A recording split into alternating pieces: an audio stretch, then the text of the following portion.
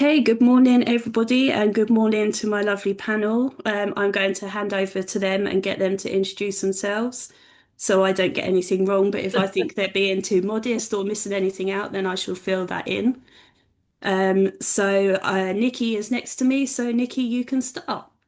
Yeah, I'm Nikki Copleston. I live in Wales, but I've written a series of crime novels, police procedurals, with DI Jeff Lincoln as the main detective, and they're set in Wiltshire, in the sort of Salisbury area.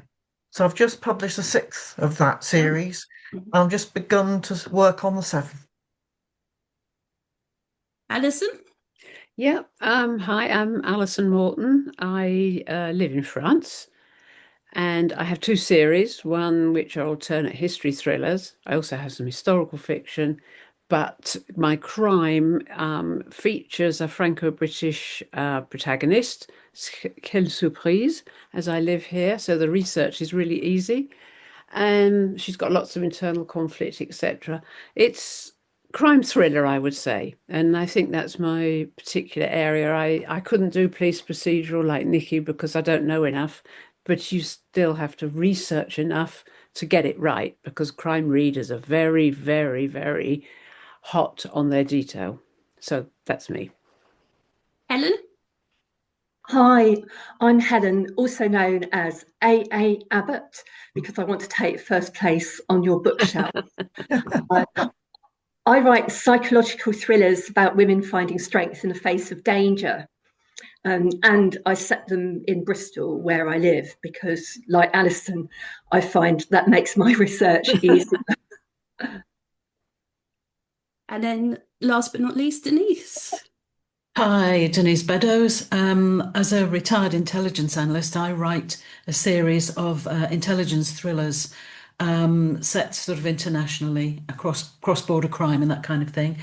I also write cozy crime nowadays. I've just started a new series, and thrilled to say my book number two in the series just appeared on Amazon this very morning, so that's a good sign. Plus, I also write true crime, so my true crime books and my thrillers have won a few awards.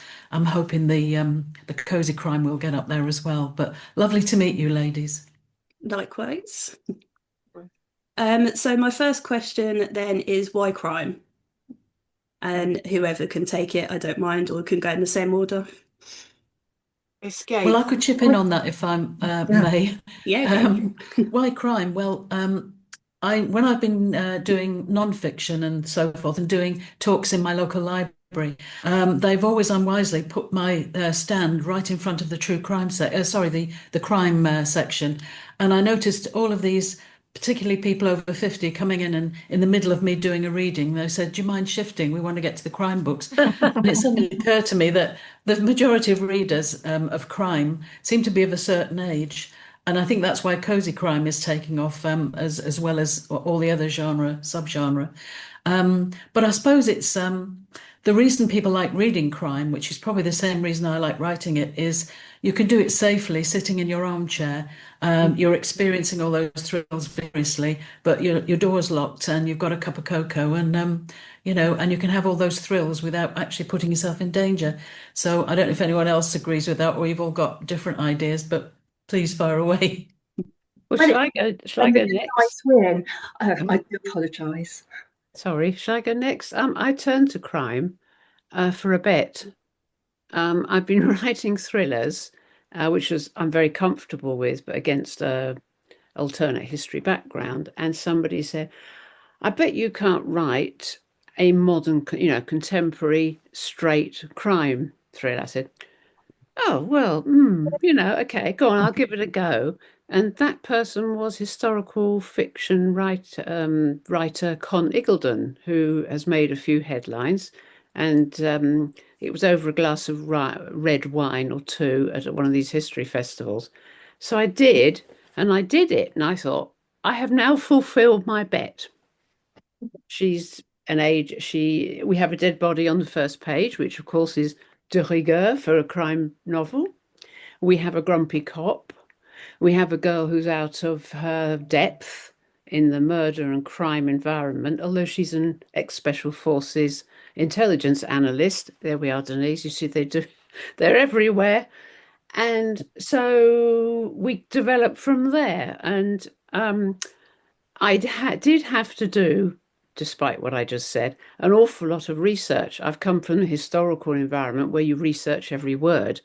So we look at the Belgian police, we look at how European police procedure, British police, because I've got a British cop. And I love all the research side of it. I also love surprising readers, and crime is something that hopefully many of us don't come across. We don't chase across Europe on trying to find the bad guys. We don't get shot and have to go to hospital with a gunshot wound. And that actually, you need a lot of research to get that right. So the crime is exciting, as Denise said. You can stay in your own little armchair. You can still be quite frightened. And we like a little bit of fright, don't we? So that's why crime. For me, it was sort of the puzzle, really, as much as anything, and trying to sort of solve the mystery. But also, I think I wanted to get across the wider effects of a crime on victims and victims' family and society around crime. And I think the thing about crime is you're kind of putting things right, aren't you? You throw everything up in the air very early on. As Alison says, on page 1, something awful happens, and by the end of the book, you have probably restored order to some extent, with all sorts of upsets on the way. But I think that's always attracted me. I found in my earlier books, unpublished, there was always some kind of element of crime creeping in, even though it wasn't a sort of fully blown crime novel. And then ultimately, Jeff Lincoln kind of just emerged, and he became my detective. It's gone on from there, really. I would echo what everybody else has said. I absolutely love reading psychological thrillers, and so it was natural to start writing them. And one of the things I particularly like about this genre is that although there are lots of twists and turns, and you're sometimes exploring some quite serious subjects, you're writing a happy ending where the good guys win. And I think that's really important, because we all have to believe that the good guys win. And in our books, we can make sure that they do. I've noticed a lot of you do write from sort of personal experience. I started off with short stories, but mine was to kill off my next door neighbour. Yeah, very good. And I have a dog, so dog detective. Yeah, I mean, I wrote to kill off someone as well, so yeah. I think that says Me too, more about actually. I think several of us have done that, yeah. Donna, I read your first book. You killed him off really nastily. Oh, he deserved it. He did. But you're right. You're right about the personal experience. We've all got a different angle here, and we've all come to crime on different routes. And so I think that's what makes it such a very interesting genre, in that you can do all kinds of things within that. And I think that's attractive. And it's much more open or an umbrella than many other genres. I think it also says don't upset the female crime writer. Oh, yes, definitely. I think it's interesting. Someone said about, was it Nikki there? You said about putting things right and making sure the good guys win. And it just occurred to me recently that we all want to do that, but it doesn't necessarily mean that the killer, the perpetrator, will get caught, because sometimes you can actually get your readers to feel sympathy for the killer. I know that sounds maybe a bit out there, but I was just writing one of my books recently, and I thought, I don't want this killer to be caught. The victims were particularly unpleasant people. But at the same time, it was a good outcome, and hopefully the readers will think, yeah, that it should have gone that way. I agree. There are definitely morally grey situations. And I certainly have had somebody kill somebody and get away with it. And I wanted him to get away with it. And I hope that the readers wanted him to get away with it. You don't do it in every book, do you, Denise? But No. sometimes you just want natural justice as opposed to legal justice to prevail. That's exactly it. We have a question in the chat from Debs. once you've created a main character like Jeff Lincoln, how much does that influence you to write more books about them versus coming up with a whole new lead character for another series? See, I write standalones and series, and there's a plus and minus, pro and con for both of those. In a way, once you've set up a series, it's then a bit of a, I don't like to use the word formula because that feels a bit negative, but you've already got a framework to then build from. Nikki? I think with Jeff, I'm a little bit in love with him, and there is a kind of a thread running through. I mean, you can start the series anywhere really, because I give a little bit of backstory, but from the very beginnings, we sort of see how his relationship has developed, and he's bought this house, which is a bit of a money pit, and we kind of see that sort of development. I probably could start another series with another lead character, but I just feel there's a lot more mileage in Jeff still. I mean, he's getting on for 50, so he's going to have to be thinking about his options fairly soon. But I'm very fond of him, and I sort of like the characters around him. And I think it'd be quite difficult to create another character who wasn't perhaps just Jeff Lincoln Mark II. Well, I might have to, but I like getting to know the character and finding out more about him, really. There's so much more to find out about him and how he'll react to things. Because that's another question, isn't it? Do you age your characters? Because Ian Rankin aged Rebus and then poor Rebus retire. Yes. Well, you can go back.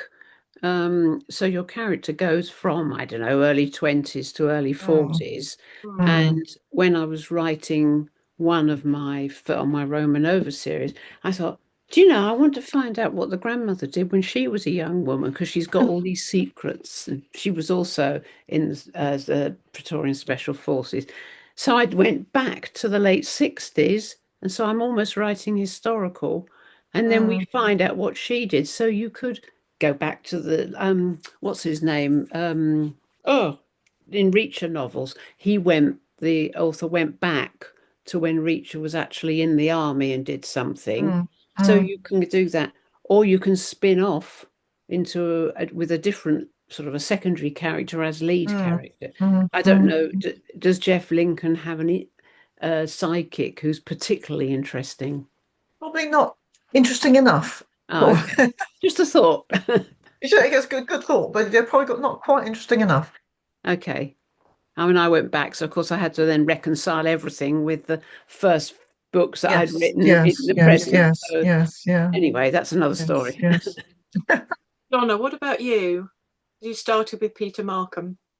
So I'm keeping the timelines quite short between books.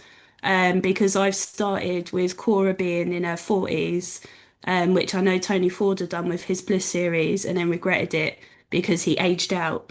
So I'm leaving maybe 4 or 5 months between each case, so she's not aging too quickly.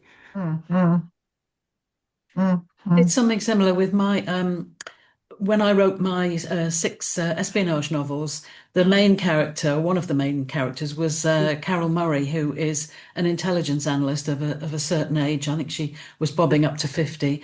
And people kept saying to me, "It's you, isn't it? It's you." So I thought, might be. And then I thought, well, I'd just take an early retirement so that I could just do something completely different and write books. And I thought it's time Carol did. So she and her husband, who's an ex-murder detective, who was taken on as an experienced hire by MI5 to be an agent handler. Basically, I retired them and brought them out to the Chalfonts where I live and put them into my cozy crime series. So nobody, and all her friends are in the University of the Third Age. So they're older than her by about 10 years or so. But I quite like that, to keep not only the I'll keep the Intel series going, but also I brought the same characters into this particular one. But yeah, I mean, Mark Billingham said the same thing. One of his major police characters got a bit old and he had to retire him. But there is life after retirement. That's what I would say. Oh, yes, definitely. Yeah, I can imagine Jeff Lincoln becoming a private eye in his old age. Yes, yes, yes. Probably not awfully well organised, but yes, yes.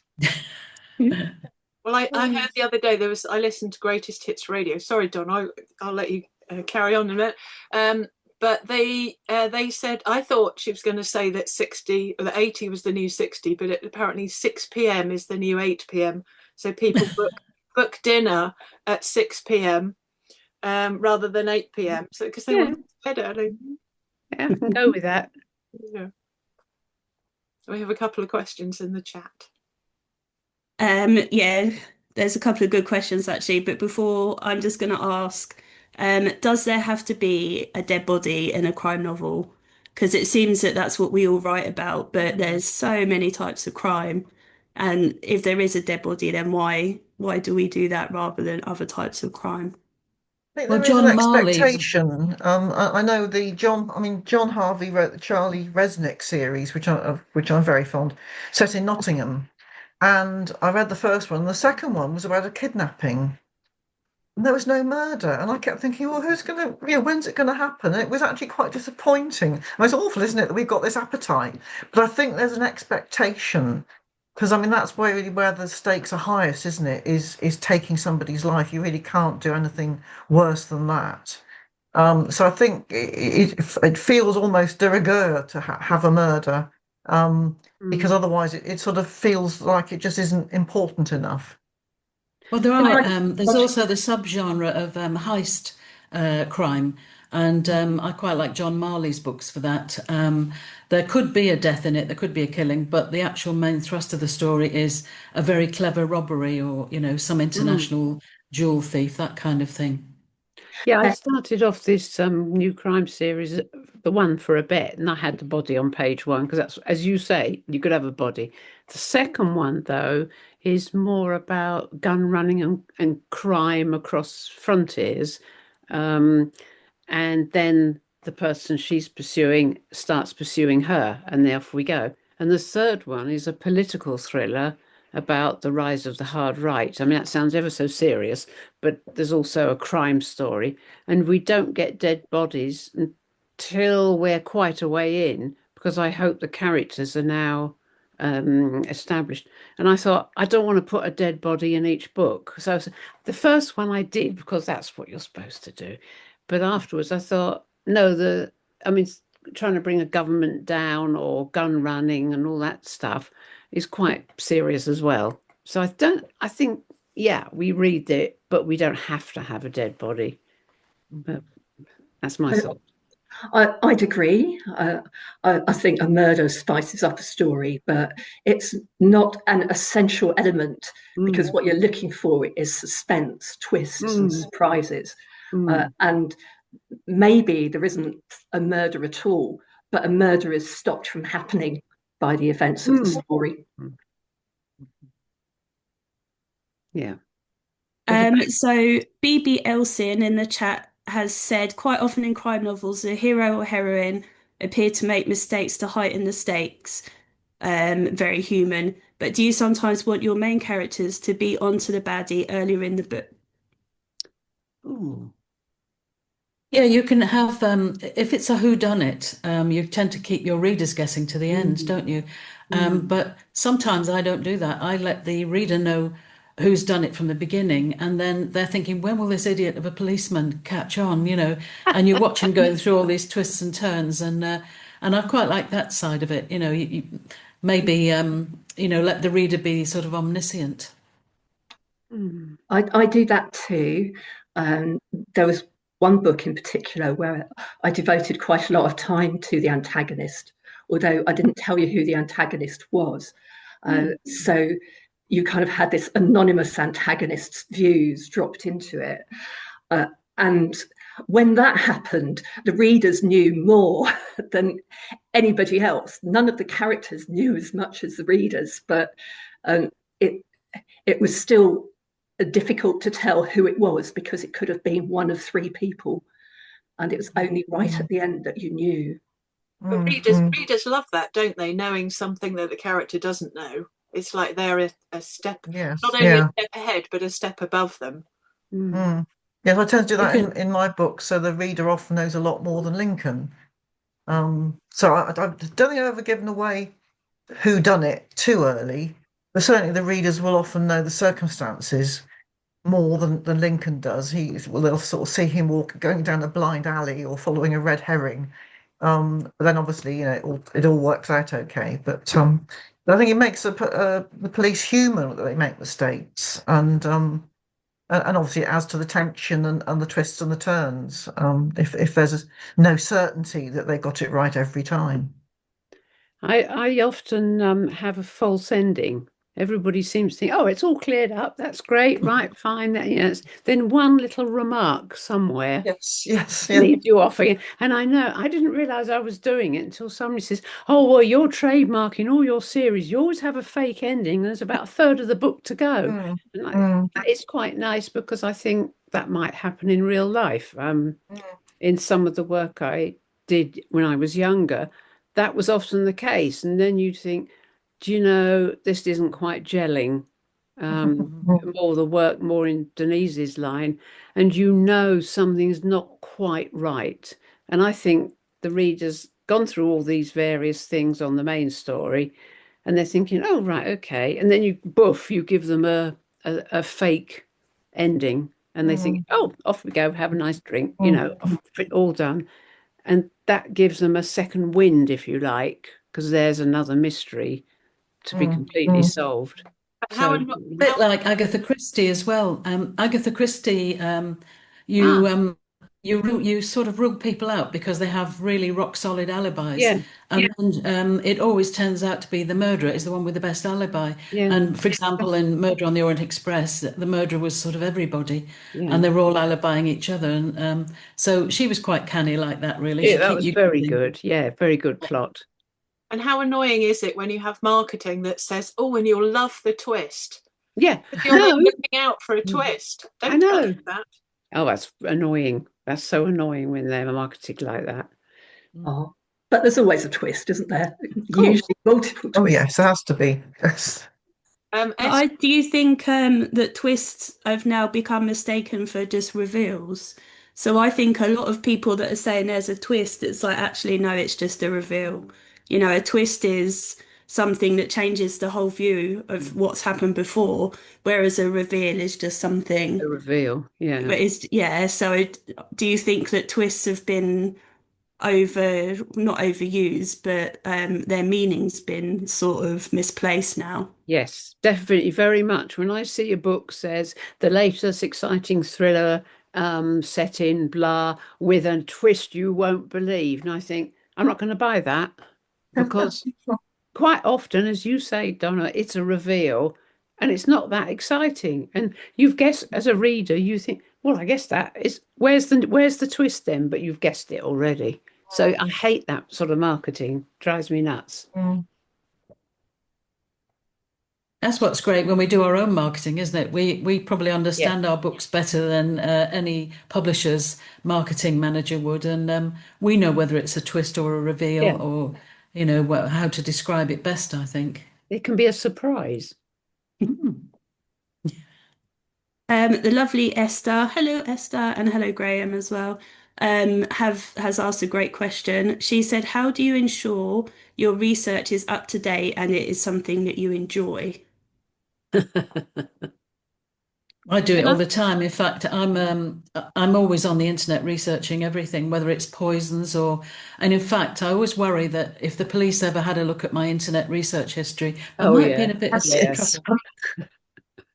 Definitely, yes. Well, if it gives you the creeps, I subscribe to the Glock armaments newsletter. I mean, that doesn't look good, does it?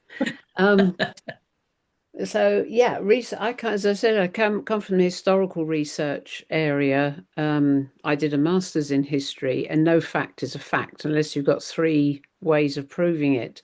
So the research in historical is extremely important. So I sort of transfer that over, And I have read things like the Crime Act all the way through, and I almost fell asleep. But I wanted to make sure that I didn't fall over and someone's going to go and say, oh, well, they wouldn't do that. And then working across French, Belgian, and German jurisdictions, it's all different. And people quite like to find out about different things, about police procedure, as with Nikki, or intelligence. People are intrigued by how the inner workings are. So it's our duty to get it right, and we have to get it right. Even if Yes, it's I tend to look. Sorry, but I tend to look things up so when I need to on the internet, and it's quite a relief in a sense, as you said about different jurisdictions. The fact that different police services have different ways of doing things, and then of course the other thing you learn when you're in local government or central government is that there are ways that you're supposed to do things, but it doesn't necessarily mean that everybody actually does that. So you can always have a situation where, yes, somebody should have checked X, Y, and Z, but they didn't, or they thought somebody else had done. So you can always take advantage of human weakness if somebody doesn't absolutely follow procedure to the letter. But yes, I do tend to look up things that as and when I need them. I mean, I do. My heroines belong to the armed forces. I spent 6 years in a forward role in that, and I know how all the chit chat happens between people, all the stuff you need to take, the stuff you don't do, as you say, or you're forgetting. Well, that's not very important, or somebody's forgotten to bring that. But you don't forget if you're on an active in an active environment. You don't forget. You're not a superhero, but I think that really adds colour, and you know how people talk, as in the police. And if you've got that background, that's a huge, huge benefit. Yeah. They always say write from what you know, and if you do have that background experience, it is worth it. Because I think we all sit now and again and shout at the TV if there's some glaring thing. Like what always got me was this idea of police officers switching from one part of the country to another, to a different police force, which generally speaking, you have to resign and reapply if you're going to do that. But in everything from Heartbeat to quite a few TV series, that's the London constable comes up trying to show the Yorkshire guys how to do it. And that very rarely happens. All kinds of things like that. When you know, if you work alongside the police and you know how they work, it can kind of irritate you. And of course, if you've written something like that and you've got your research wrong, you'll know because somebody always picks it up. Somebody would tells you. I don't come from a police background, so that avenue is denied to me, and I have to rely on the goodwill of other people, which I've often done. So I do that in two ways. I just find people who know really interesting things, like Alison Morton, who has helped me out with French police procedure in the past. And I've got a lot of beta readers who will read my draft when it's ready and tell me if I've got things wrong. And they include a couple of ex-police officers who very generously tell me where I've got things wrong.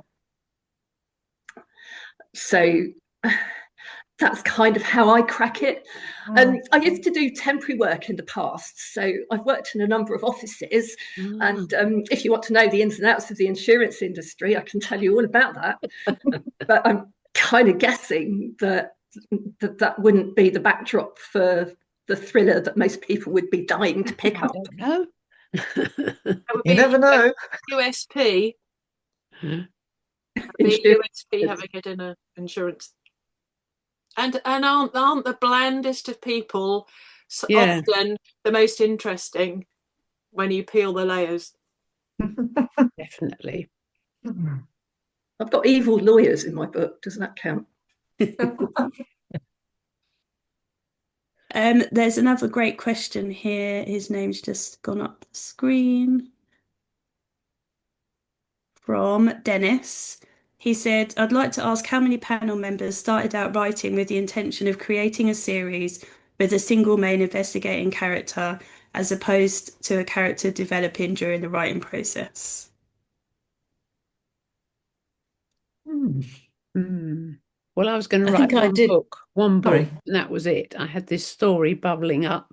I've got to get this out. And I'd got to the stage in life where My child was grown up. I'd sold my business. I was moving to France. What am I going to do for the next few months? We went and saw a film. It was great photography, but the text and narration was dreadful and the story was everywhere. So I said to my husband, God, I could do better than that. And he said, why don't you? So out came all this stuff that had been in my brain for decades. Written my book, fine, got it all sorted. Now what do I do? I thought, do you know, I wonder what happens to her next. And it went on and on and on. And there ended up with 8 main books. So you start off with the intention of one book and it just catches you. Maybe it's the characters speaking, saying, come on, keep going. Tell them all what I've done. So that was my experience. I know a lot. I think I was the same. Sorry. That's okay. I was just going to say that I know a lot of authors who've said, "Oh, I can have read something," and said, "Oh, I can do better than that," and that's how it's launched. Or they've had particular experience, like Mark Billingham was robbed in a hotel at gunpoint. Oh, Knew what it felt like to have complete fear, and that because he was a comedian up to that point, a musician, and he. A lot of you, probably the rest of the panel, know him better than I do, but he had that experience and knew what it felt like and used that in his books. For me, Alison said, I mean, that all started. Oh, sorry, go on, Donna. Oh, sorry. No, I was just going to say that I started out writing my first one, which was hunting for, it's a character called Wotat. We went through the book not knowing who he was, and then it turns out he's several people. But when I got to the end, I thought, well, that's that. But then I thought, I love these characters. I don't want them to die off. I want to keep them going. So that's why mine became a series. But yes, sorry, go ahead, Nikki. I'd written various books which had a crime element to them, but it was really a couple of murders that happened within 24 hours in Salisbury that really made me suddenly think I could create a detective in Salisbury. Won't call it Salisbury, but that's really how Jeff Lincoln came into being, actually becoming a detective who was going to fight crime. And I felt homesick for Salisbury, where I'd grown up as well. So it kind of ticked several boxes. But somehow I knew almost straight away, as soon as I began on that first novel, there was going to be a series. I mean, it took me 30 years, in a sense, to get that first novel published, because the day job got in the way. But I kind of knew from the beginning that I was kind of in it for the long game, I think. Oh, interesting. Do you all write in third person, Donna? Are all your books in third person? Yeah. Yeah. Because I think it's sort of up to agents and publishers. I mean, this is self-published, this is different, we can do whatever we like, but I think the expectation is for third person. But I love writing two of my books are first person, and I love it because you've got the immediacy and you get into the characters' heads. But I think generally, certainly for crime series, they tend to be expected, because you can't head hop in first person so much. I mix it up. I don't head hop anyway, but I do mix it up between first person and third person, depending on how I feel the character's voice should be expressed. Yes. And that's just using intuition. I don't do it in a calculating way. It's just the way that character demands to be written about. I agree completely with that. My Roman Nova is all written in the first person. My Melisande one's all written in the third. Why did I do that? I have no idea. As Helen said, it's just complete instinct. So I don't know. And the 2 historicals are in the third person. So you start writing the story and it just sort of comes. I think because with the crime, if you're not in the third person, you can't know everything that's going on, can you? So really, if it's a crime, it's a detective, you can only know what that detective can see if it's in the first person. Which so is good. It can be quite limiting, but so I think it just seems natural to do what other crime writers do, I suppose, which is generally to write in the third person or close third person. So you're sort of in the head of particular characters. I've tried to also mix up tenses in my book that's just appeared this morning, because there is that are shooting at the beginning in the very sort of opening pages, I put that in the first tense. This happens, this person appears, this person, this gun appears. And then when I get to chapter 2, the police have arrived and assembled everyone and are interviewing. So then I've gone back to the past tense again. And it seemed to work. It put a bit more excitement into the first. It's like the readers are seeing it all happen live, and then we get the what happened next, which drifts naturally into the past tense. So it's nice to mix things up if you can. Yes, yes. Because in my last book, I had a little bit some flashbacks, and they were written in the present tense, just to sort of show that it was different from, you know, the what was actually happening in the current times. So it's nice to mix it up, isn't it? And vary things. I must admit, I stay in reported or past tense. I personally don't like reading present tense. I find it a little bit, I don't know, it just doesn't feel quite as, it's probably a bit old-fashioned of me, I don't know. But I'll read it because the story's doing whatever, but I would never write in it. I don't know, it just doesn't seem, for me, it doesn't suit me. It's interesting. I have had readers say, I don't like the present tense, but then they'll say, but I read your book and I didn't notice that it was... Yes, read your books, yeah. That's the thing, isn't it? But if they don't notice it, I think people notice these things when the book hasn't engaged them. And I think if the book is really good enough, they don't even think about all these little details, do they? They don't notice.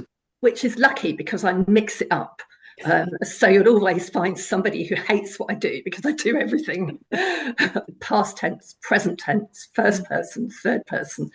But the beauty of psychological thrillers is that there aren't any rules and you can have all of those. Obviously not all at once. Sadly, we have time for one more question. Gosh. Donna, all yours. Oh, your mute's gone. Well, there's a next question I can see on there from Jill Griffin, who says, how do you finish a series? Is it really sad to say goodbye? And I haven't finished a series yet. But the interesting thing is, of course, my Cozy Crime series, they're U3A members, they're University of the Third Age. My little murder group, they call themselves the Third Agers. And so, sadly, we will be saying goodbye to some of them just because of nature's process. So I'm buying in the Kleenex and, you know, working my way up to it. Oh dear. Mine now, just hearing you talk about them, Denise. Having a little snip. It'll be sad, be very sad. They're like friends. I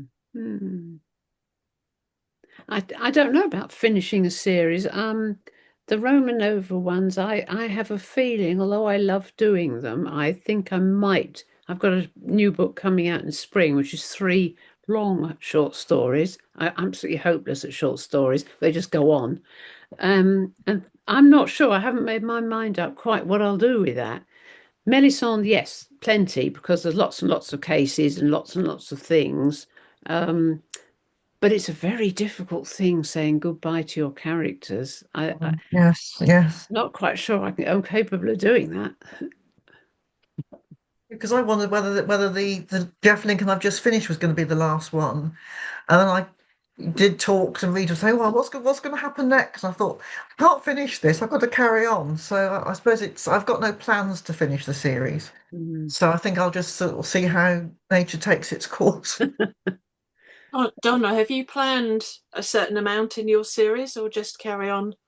No, I've got ideas for the characters for a while. I haven't even thought about ending yet. So I don't know how that's gonna, we shall see. Do we have any plotters here, or are we all pantsers? We get an idea and run by the seat of our 15%. Yeah, 15%. Yeah, I'm half and half. Okay. Yes. Yeah, half and half. How much do you plot, Helen? Because there are some, like Frederick Forsyth, he would write 300-page outlines. Gosh, I don't do that, but I start with a character and an idea for the plot, and then I get a very basic skeleton plot up together, which is maybe just a page, and then I'll plot it out chapter by chapter. Okay. Oh, very good. Gosh. I also, I don't exactly interview my characters. I've heard of people who do that. But what I will do for maybe the half dozen most important ones is put together a couple of pages of backstory, most of which never makes it into the book, but it does make it easier for me to work out how they interact with each other. It's fun. I like doing it. I like to know what's going to happen. So I do my 30-line thing, which is the beginning, where I want to end up. It's a bit fluid at that end. And then 3 crisis points. It's the classic formula. You were talking about formula, Morgan. And then the really bad moment when it all falls apart, and then there's resolution. And that's it. So I'm a 15% planner. And then as you write, I want to know what's going to happen, and I want to be surprised as I write it. So I think these days they call it discovery writing. Exactly. Well, thank you so much. I did say I was going to leave Donna to it, but I failed miserably as always. So I'm hoping maybe she'll come back in another panel, perhaps the poetry and short stories. We can talk about short stories with her this afternoon. If nothing else, talk about marketing, because I've just taken her on to do marketing for me. So from the panel we had this morning, I asked the question, because there were fewer of us. I asked the question, what's your favourite thing about writing for children, and what's your least favourite thing? We had 2 different answers for the favourite. That was actually writing or having a book in their hand, and another one was the actual writing. And I think I've remembered that incorrectly, but sorry, Lee. But the other thing was marketing. And I say when I teach, the easy thing actually is the writing. The difficult thing is letting anybody know that you exist. So Yes. hence us being here today. So thank you so much to everybody. And we got 23, but we had 24 participants, which is fantastic. Excellent. So we weren't just talking to ourselves, as I thought. We made one man and a dog. We have one woman, we have lots of women, lots of men, and the dog. So I'm happy. Excellent. Thank you, everybody. Thank you, Morgan. You're very welcome. Bye-bye.